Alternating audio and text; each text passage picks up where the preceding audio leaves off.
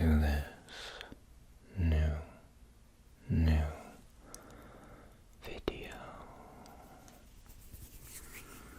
I hope you're doing well.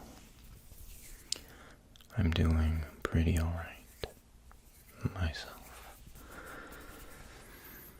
For today's video, we are doing some switching between soft spoken and whispers. Soft spoken and whispers. Soft speaking can be a bit difficult sometimes, trying to get the ideal volume. So please bear with me as I switch between the two and talk a little bit about some of the books I've been reading so far this year, or have read so far this year. Okay, let's begin. Let's begin.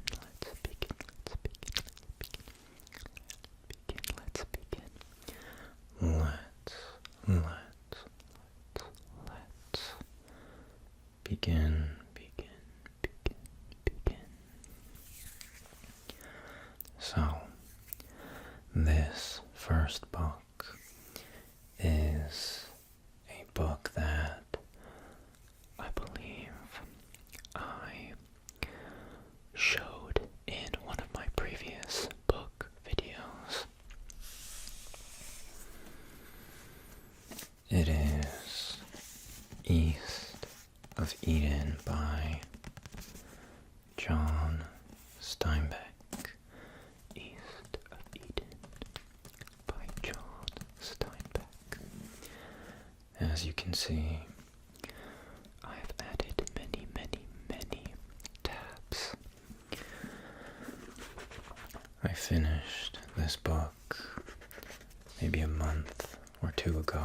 It took me a while to get through it.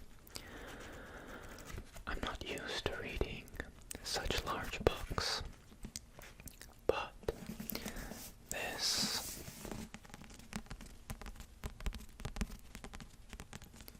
was incredibly easy to read. It is just so good.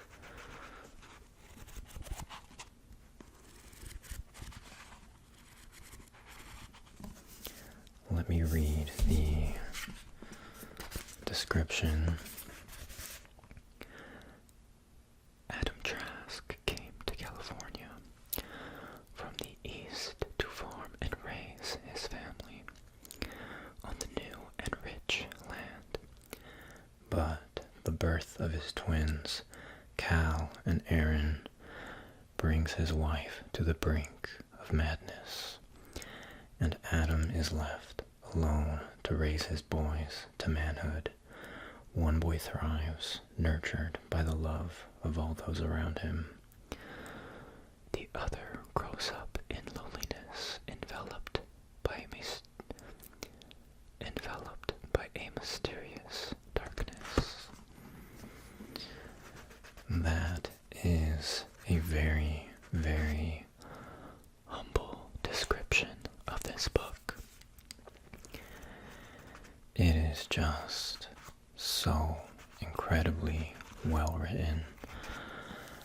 I'm horrible at talking about books, but I really enjoyed it. The description is spectacular, and I really like when authors have characters who represent, I guess, philosophical or psychological positions or archetypes, if you will. like a moral compass and what have you. A lot of these characters are just full of wisdom, and I think that is what made this book so interesting for me. Let me flip to one of these random tabs and see. Oh yeah, I loved this section. Essentially, I'm not going to read it all, but it is one of the characters talking about his horse. And he talks about how this horse is just a very stubborn, old horse. Just like it's a horse who really shouldn't be working, but he is. And the character lists all of his shortcomings. He says he has an iron mouth and he still fights the crupper with a saddle. He feels as though he were riding a sled over a gravel pit. He can't trot and he stumbles over his feet when he walks. I have never, in 33 years, found one good thing about him. He even has an ugly disposition. He is selfish and quarrelsome and mean and disobedient. To this day, I don't dare walk behind him because he will surely take a kick at me. When I feed him mash, he tries to bite my hand. And I love him.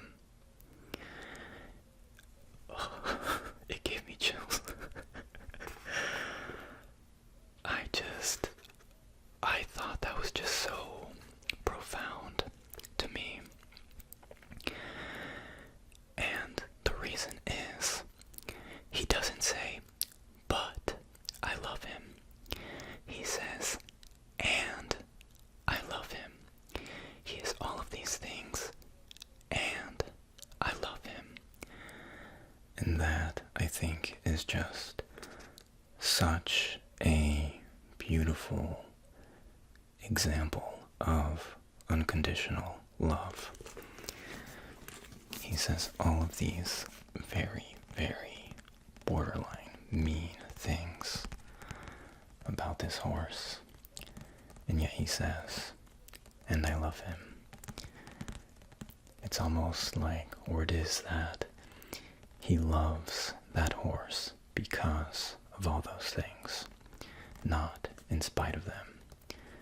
And that is just such a pure way to love.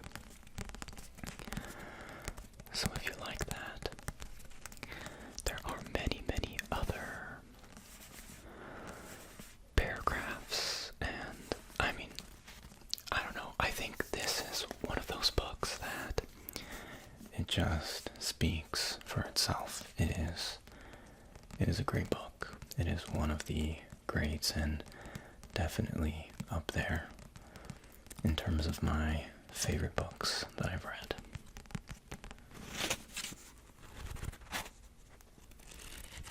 Okay. I really didn't intend to read that entire passage, but I had to. Okay. The next book is another one of my favorites this year. I believe I also shared it in one of my previous book videos.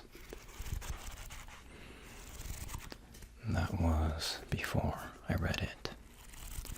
It was more of a haul video, like a Christmas book haul. It is David Brooks, The Second Mountain.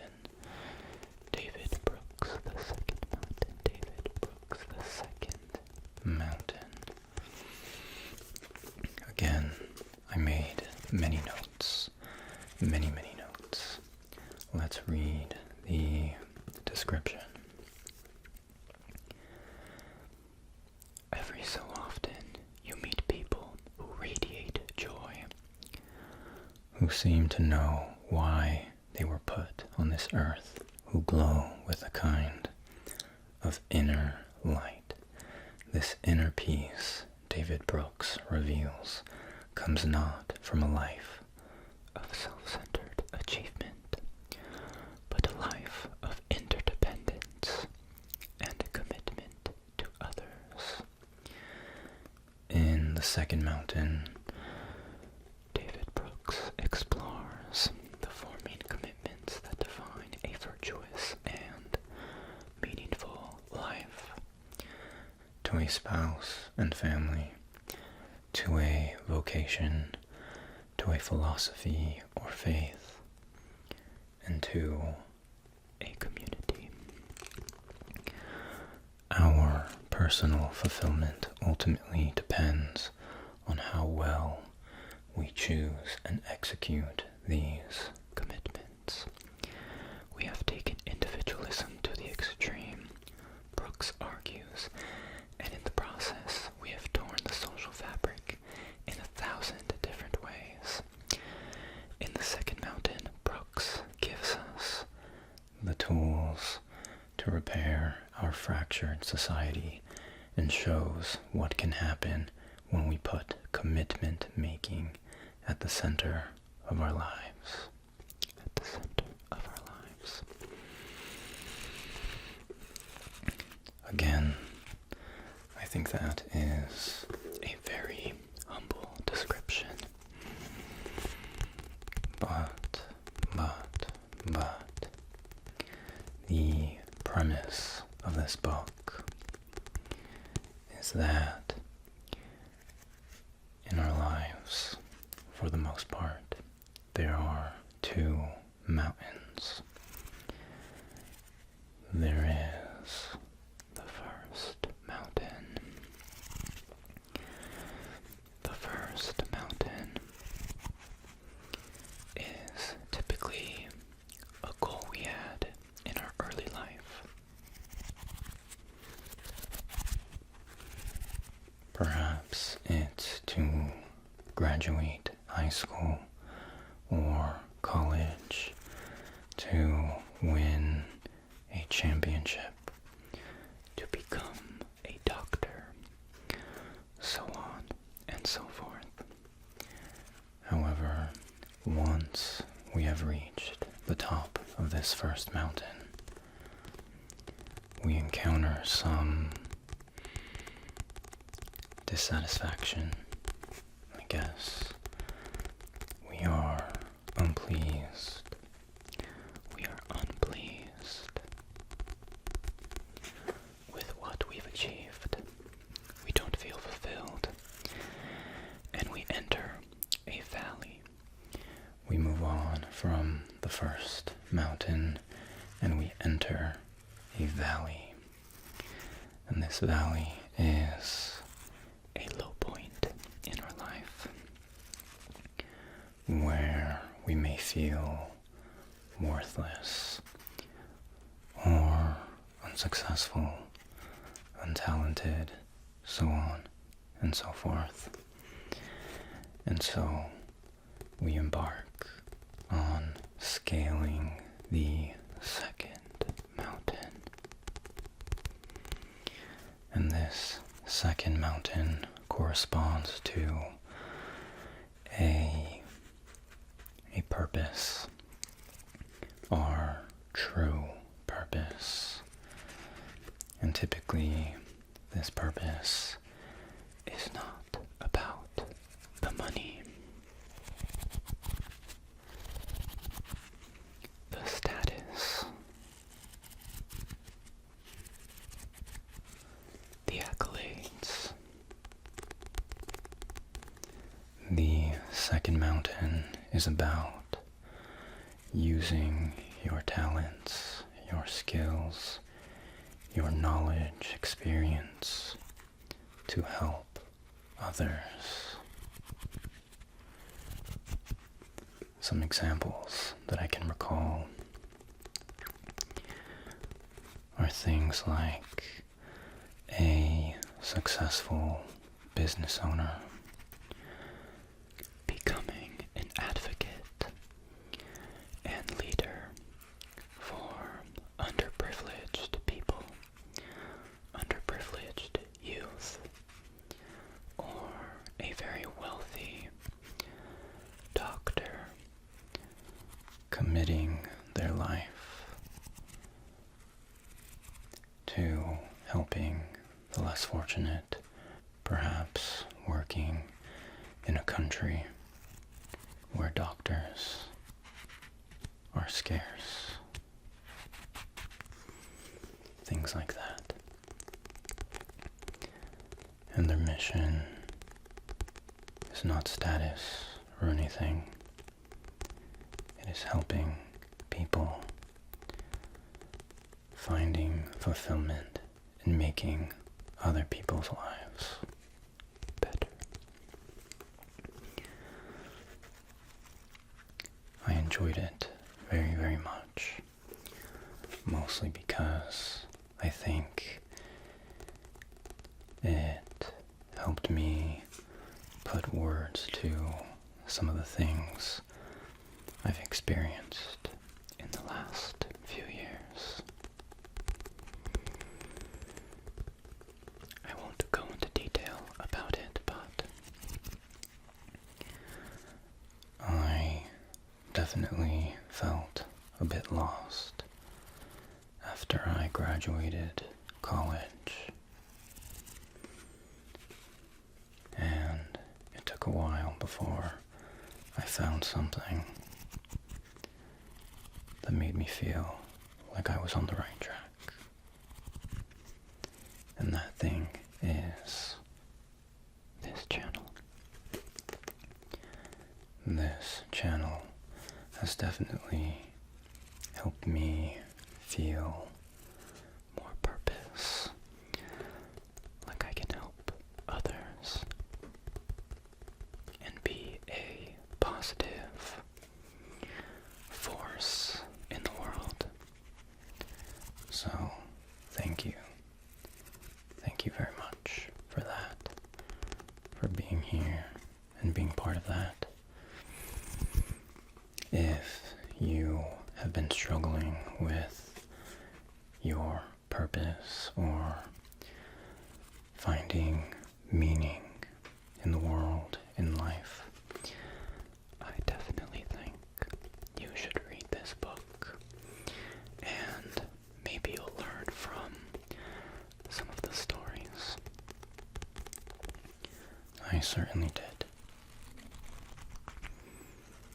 Lots of great wisdom and anecdotes in this book.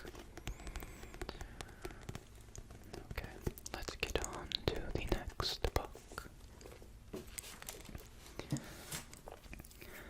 The next book is a book that I finished fairly recently, just a couple days ago.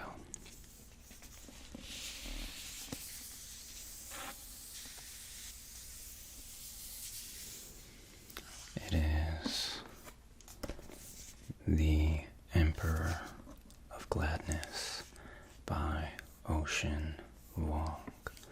The Emperor of Gladness by Ocean Vuong.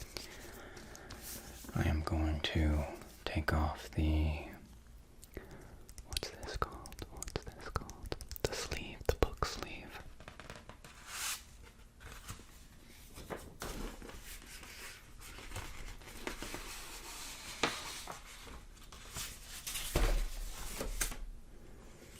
to get some Hardcover sounds.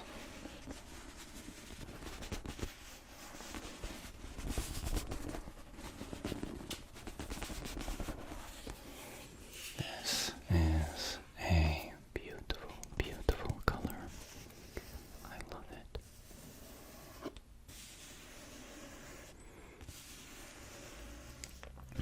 let's read the description.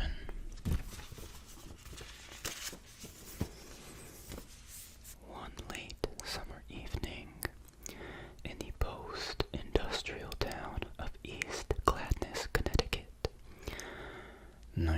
10-year-old high stands on the edge of a bridge in pelting rain, ready to jump, when he hears someone shout across the river. The voice belongs to Krasina, an elderly widow succumbing to dementia, who convinces him to take another path. Bereft and out of options, he quickly becomes her caretaker. Over the course of the year, the unlikely pair develops a life-altering bond, one built on empathy, spiritual reckoning, and heartbreak, with the power to transform High's relationship to himself, his family, and a community on the brink, following the cycles of history, memory, and time. The Emperor of Gladness shows the profound ways in which love, labor, and loneliness form the bedrock of American life. At its heart is a brave epic about what it means to exist on the fringes of society and to reckon with the wounds that haunt our collective soul. Hallmarks of Ocean Vuong's writing: formal innovation, syntactic dexterity, and the ability to twin grit with grace through tenderness, are on full display as this big-hearted story of chosen family, unexpected friendship, and how far we would go to possess one of life's most fleeting mercies, a second chance. This book is beautiful, not only on the outside, but Ocean Vuong is such a talented writer. I will say, I did read On Earth We're Briefly Gorgeous. I wasn't super crazy about it, but I just had to finish it because the writing is just so beautiful. And this one, to me, is just like an evolution. It is an evolution. And in fact, there are some commonalities between some of the characters and the plot between this book and On Earth We're Briefly Gorgeous. I don't think they are, what's the word? This isn't a sequel, but it does play on those common themes and plot points or characteristics of characters. What is there to say about this? The thing I will say about Ocean Vuong's writing, especially in this book, is that I can see it as a movie so clearly. I think if the right production company picked up this book and made an adaptation, it could really be something. I do know that On Earth We're Briefly Gorgeous is supposed to be getting an adaptation, I think, by A24 or something. But yeah, this book, I'm not great at talking about books. But what I will say is that it speaks highly to the empathy, I think, that, or the lack of empathy in the world sometimes, including from myself. It made me aware of my own lack of empathy in certain situations. I don't want to give too much away, But the characters in this book, many of them work at a fast food restaurant.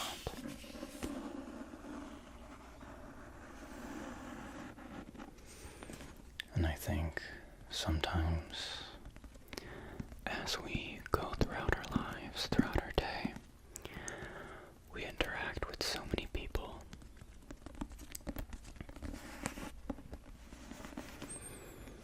And you really never know what they're going through, what they've gone through, what their dreams are. It's easy to forget that these things exist when your relationship is so brief and transactional. You order your food, you get it, and you leave, right? It's transactional. And so sometimes you can forget that these people are people, which sounds horrible to say, but I'm sure we've all seen when people carrying out on fast food workers or anyone really. It's really awful to see. I lost my train of thought because it's getting very warm in my room. But what I will say is that this book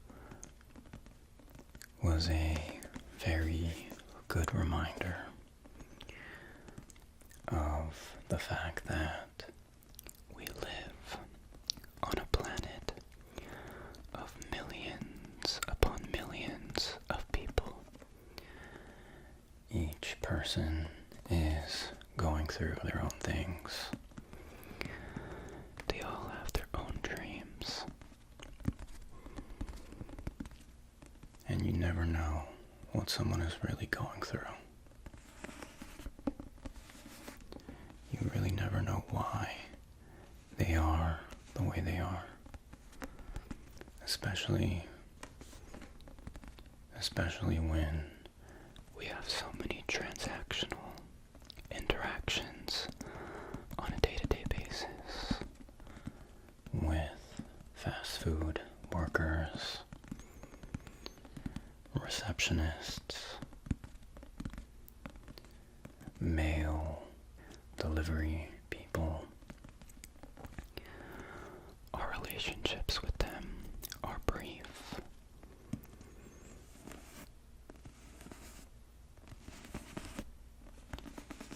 And transactional. So it's easy to forget that these people deserve respect, consideration.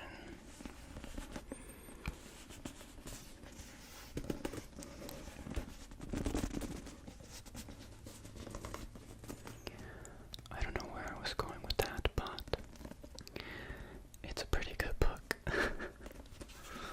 It's so hot, I can barely think, but I'm going to move on to the next books.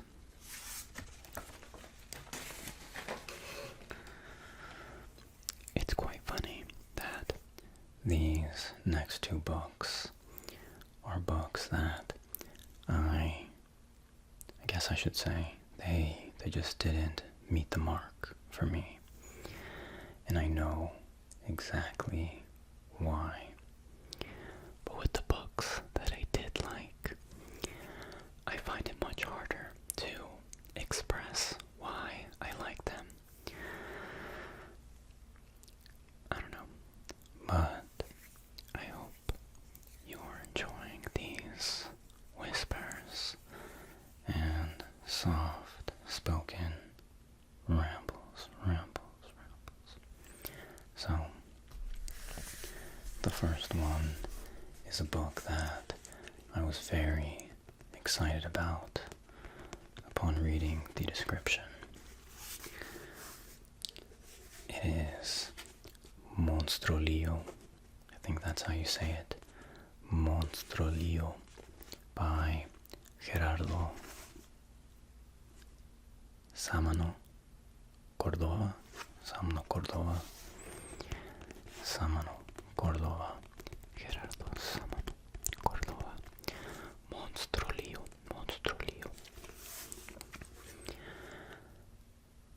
After her son dies, Magos carves out a small piece of his lung to save for herself. Acting on fierce maternal instinct and the dubious logic of an old folk tale, she nurtures the lung until it gains sentience. Growing into the carnivorous little Monstrilio, she keeps hidden within the walls of her decaying childhood home in Mexico City.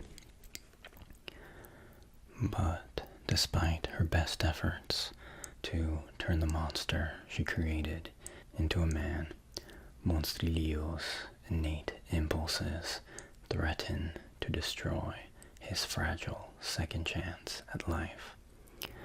A meditation on grief, acceptance, and the monstrous sides of love and loyalty. Gerardo Samano Cordova's ambitious debut spans the globe from Brooklyn to Berlin, offering a cathartic and precise portrait of being human. It's a very interesting concept, right? It was very, very interesting. And when I first started it, I was really excited. I was really enjoying it. But I think it kind of just got lost towards the middle. Things were happening where I was just like, where did this come from? There were some pretty big time jumps for me that I just couldn't quite follow.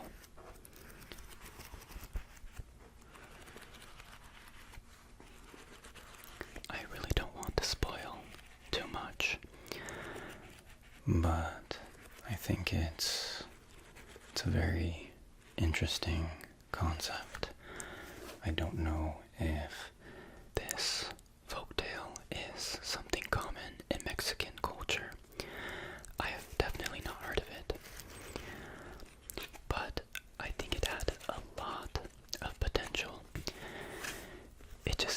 It kind of fell short for me. And I think sometimes the dialogue just didn't sit right with me. That's not a great way to say it, but I think dialogue is very difficult to capture because you want it to seem organic, right? Like real conversation. So I don't want to be too harsh, and also, who am I to be judging someone's writing? All I can say is that I love the concept, and in fact, I can see this being a movie. I think it would make a great movie. It's just the written plot that kind of loses me. I would love to see a movie that connects these gaps of time. Yeah, sorry, I'm like getting delirious because it's so warm. But yeah, I didn't hate it, but it just missed the mark. That's it.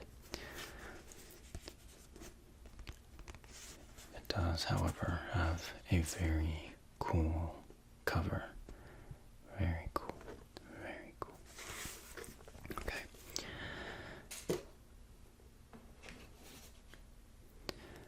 The next book, and the last one, is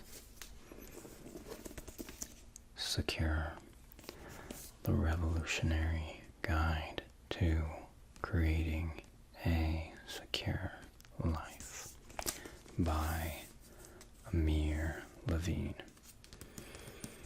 co-author of the multi-million copy bestseller Attached. If you've seen any of my previous books, I did talk about how Attached was a very influential book for me.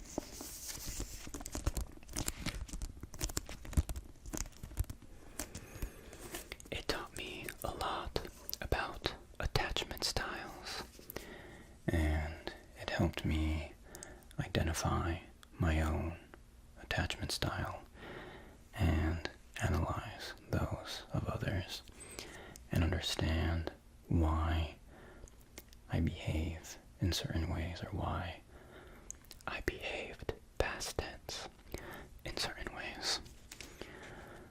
So I would definitely recommend Attached if you are curious about how our personalities and lifestyles and experiences impact the way that we connect with others.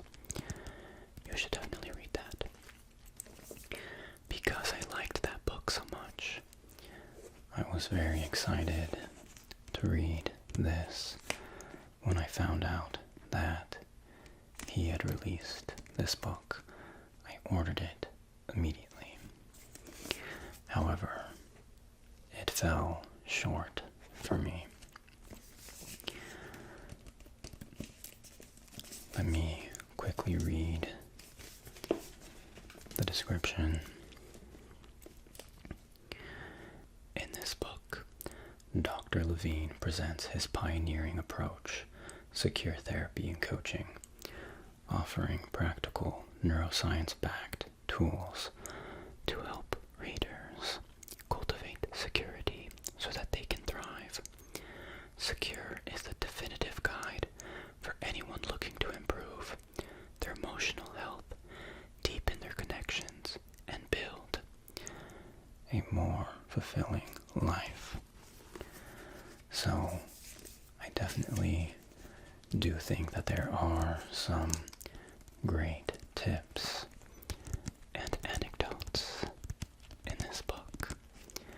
However, there's some language in the book that I don't like, and it has to do with the concept of using people, using certain relationships to ground yourself or to become more secure. And he uses that word, use. Reading that made me feel so icky, because when you're connecting with someone, you shouldn't use them.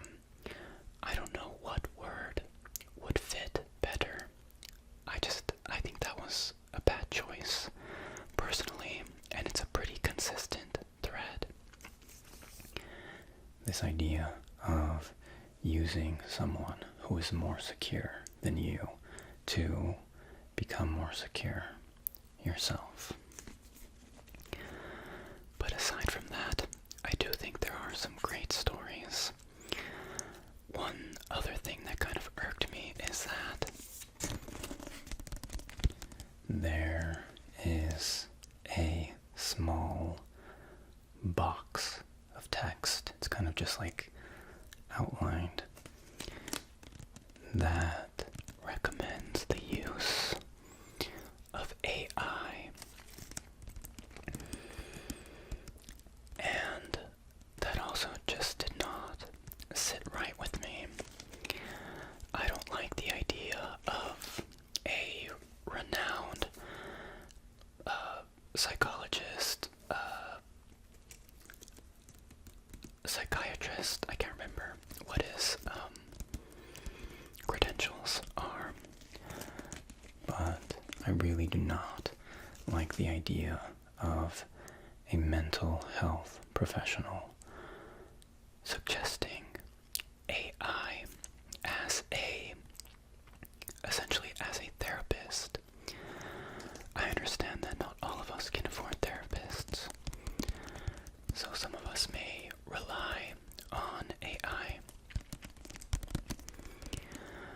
But I think it's dangerous for a professional like this to recommend it without acknowledging that AI is meant to satisfy us. It is supposed to give us a response that we are satisfied with, and because of that, the response may be biased towards our position instead of giving us a general overview, right? And of course, the same thing goes for therapists. Therapists have their own biases. But I didn't like that there was no disclaimer of that, because I think if someone relies too heavily on AI, they can essentially train the agent to agree with them most of the time or all of the time. And that's not going to be helpful in the long run if you're trying to become more secure. So, yeah, I don't know. I was a bit disappointed by that, but I do definitely recommend Attached. That's a book that I will probably reread a few times in my life. And that book has its own criticisms, of course, like all books. But I think comparatively, this it pales in comparison to the other book. And maybe it's because the other book was co-authored, so there's a bit of a balance, whereas this is only one of the authors. Yeah, I don't know. But those are some of the books that I've read so far this year. I am becoming more delirious as the time goes on, and I am sweating very, very much. But I hope you enjoyed these whispers and soft speaking. These whispers and soft speaking. Okay. I will see you very